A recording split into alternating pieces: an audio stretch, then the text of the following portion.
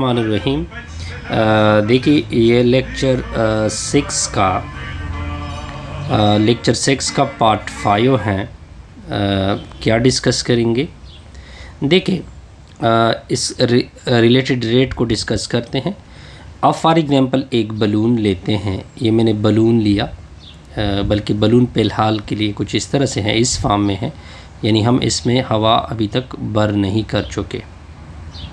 जब आप इसमें हवा भरोगे तो आप देख सकते हैं कि बलून का जो फॉर्म होगा वो कुछ इस फॉर्म में आ जाएगा।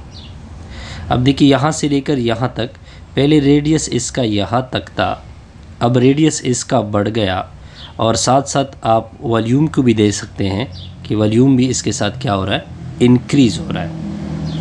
If we are pumping in a balloon, देखिए इस बलून को मैंने पंपिंग दी तो इसकी ये फॉर्म आ गई। Both the volume and radius of balloon are increases. देखिए बलून का रेडियस, पहले रेडियस यहाँ से लेकर यहाँ तक था, अब इसका रेडियस बढ़ गया। In their rate of increase are related to each other. अब देखिए वॉल्यूम जो था उसका भी रेट किसी के विद रिस्पेक्ट, फॉर एग्जांपल जिस तरह आप पंप करते हैं जी, वॉल्यूम भी इंक्रीज़ हो रहा है। वॉल्यूम भी यानी जो वॉल्यूम है वो रेट ऑफ चेंज है, यानी उसमें भी किसी वजह से चेंज आ रहा है, रेट ऑफ चेंज हो रहा है। ठीक है, विद रिस्पेक्ट टू टाइम भी कह सकते हैं। और जो रेडियस है वो भी रेट ऑफ चेंज है, यानी उसमें भी चेंज हो रहा है, रेट ऑफ चेंज हो रहा है। अब देखिए ये किसी के विद रिस्पेक्ट चेंज हो रहा है, और ये ख़ुद भी किसी के विद रिस्पेक्ट क्या हो रहा है, चेंज हो रहा है।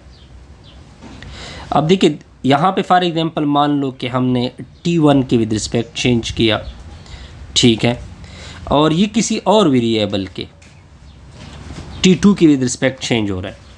लेकिन हमने तो क्या फाइंड करना होगा, वॉल्यूम को अगर मैं चेंज फाइंड कर रहा हूँ विद रिस्पेक्ट टू रेडियस, देखिए पहले मैं इस चेंज को फाइंड करूँगा, फॉर एग्जांपल dV1/dt1, फिर फॉर एग्जांपल ये भी T1 के विद रिस्पेक्ट है, और इसको विद रिस्पेक्ट टू मल्टीप्लाइड करेंगे dt/dr। तो इस तरह हमने क्या ऑब्टेन किया, चेन रूल ऑब्टेन किया। चेन रूल का मेन मकसद ये होता है कि इसकी सिंपल एक तरह मिसाल लेते हैं कि u इज़ अ फंक्शन है f ऑफ x, x खुद फंक्शन है ऑफ t का। अगर आप फाइंड करना चाहते हैं du/dx, तो आप क्या करेंगे, f को विद रिस्पेक्ट टू डिफ्रेंशिएट करेंगे विद रिस्पेक्ट टू x, और x को डिफ्रेंशिएट करोगे with respect to t, with dt/dx। तो इसको बोलते हैं क्या, चेन रूल है। ये क्या है जी, चेन रूल है। चेन रूल का मेन मतलब ये होता है कि आप अगर एक क्वांटिटी चेंज कर रहे हो किसी के विद रिस्पेक्ट, तो वो जो जिसके विद रिस्पेक्ट चेंज कर रहा है वो खुद चेंज हो रहा है किसी और के विद रिस्पेक्ट। जिस तरह कि बलून में हमने एग्जांपल ली, पहले बलून का वॉल्यूम भी चेंज हो रहा था जब आप हवा भर रहे थे। फॉर एग्जांपल मान लो कि with respect to time volume change हो रहा है। अगर आप रेडियस को देखें, रेडियस भी खुद टाइम के विद रिस्पेक्ट चेंज हो रहा है। लेकिन अगर आप देखें जिस तरह रेडियस चेंज होता है, जिस तरह वॉल्यूम चेंज होता है, वॉल्यूम किस तरह चेंज होता है कि रेडियस को आप चेंज कर रहे हैं। इसका मेन मतलब ये बना कि वॉल्यूम खुद चेंज हो रहा है विद रिस्पेक्ट टू रेडियस, लेकिन रेडियस खुद विद रिस्पेक्ट टू टाइम के चेंज हो रहा है। इस तरह सिंपल से रिजल्ट। इसको अब एग्जांपल एक और प्रॉब्लम, प्रैक्टिस प्रॉब्लम लेते हैं जी।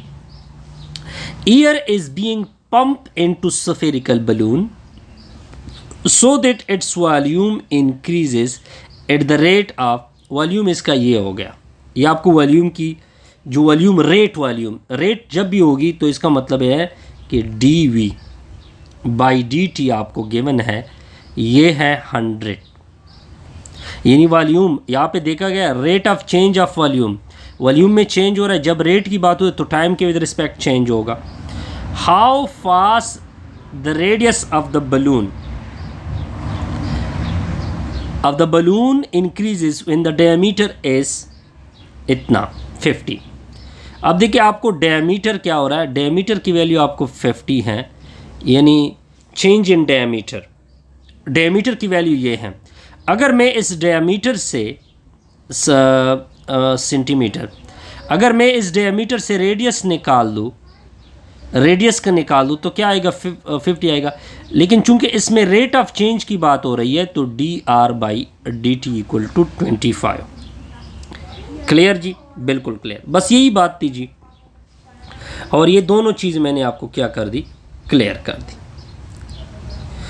अब अगर आप इसको निकालना चाहते हैं कि dv/dr का रिजल्ट क्या होगा, तो आप इस तरह निकालोगे, dv/dr equal to change of volume with respect to time, फिर टाइम विद रिस्पेक्ट टू क्या आएगा, dr आएगा। तो dv/dt dr इक्वल टू, इसकी वैल्यू आपको कितनी गिवन है, 100। अब देखिए ये dt/dr है, इसको उल्टा करोगे, इस वैल्यू को भी उल्टा करोगे तो 100 के नीचे क्या आएगा, 1/25। तो dv/dr इक्वल टू 25 सेकंड 25 25 4 100। तो इस तरह हम निकालते हैं ऐसे प्रॉब्लम में।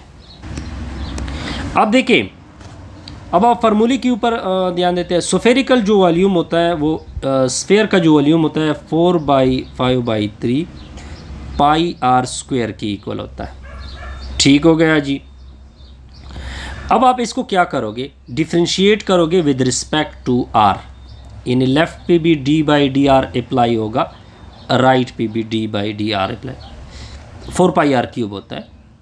इसको बाहर निकालोगे तो चूँकि ये कांस्टेंट है तो 4π बाहर होगा, d/dr r³ का हो जाएगा। तो dv/dr पावर रूल यूज़ करोगे, 3 4 12 12π हो जाएगा, r² होगा। फर्दर आप r की डेरिवेटिव विद रिस्पेक्ट टू, क्योंकि r किसके ऊपर डिपेंड कर रहा है, ठीक है ऊपर। अब आपने इसमें इंफॉर्मेशन में पुटिंग करनी है जी। तो 12π r², r की वैल्यू कितनी थी, 25 होती, ऊपर का स्क्वायर होगा dr/dt, dr/dt dr/dt यहाँ पे आपको क्या गिवन है, 1/25। क्लियर जी। बहरहाल यहाँ पे कुछ रिज़ल्ट में हमने मिस्टेक किया हुआ है, काइंडली इसको फिर आप लोग रिवाइज कर दे। हाँ इसी तरह ये बिल्कुल मैंने ठीक लिखा हुआ है। dr/dt आप निकालना चाहते हैं, अच्छा इससे डायरेक्ट dr/dt निकाला हुआ है। तो आपने क्या करना है, इसकी वैल्यू उसने क्या पुट की है, 100। बल्कि अगर मैं डायरेक्ट निकालना चाहता हूँ तो क्या होगा, ये चीज़ डिवीज़न में आ जाएगी, 1/12 πr² होगा। बहरहाल यहाँ पे आई थिंक गलती भी की है उन लोगों ने, क्योंकि पावर रूल गलत तरीके से यूज़ किया हुआ है, dv/dt। अब आपने इसमें dr/dt की वैल्यू, सॉरी ये मैंने गलती की है, dr/dt इस तरह निकाला जाएगा, 1/12 πr² होगा। r की वैल्यू आपको कितनी गिवन है, 25 का स्क्वायर। dy/dt की वैल्यू कितनी गिवन है, 100। कैलकुलेटर यूज़ करके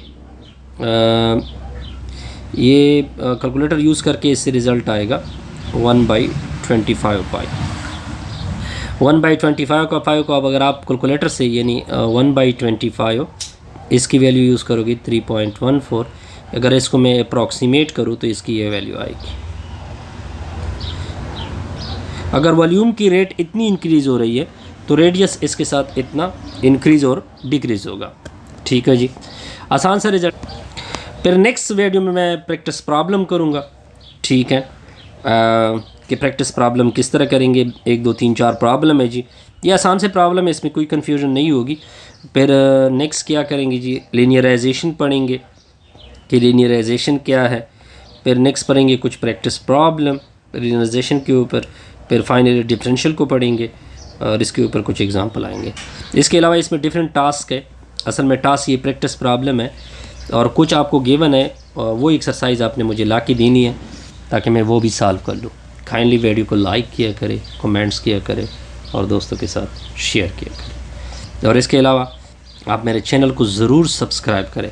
kindly, it's a kind request, must subscribe my channel.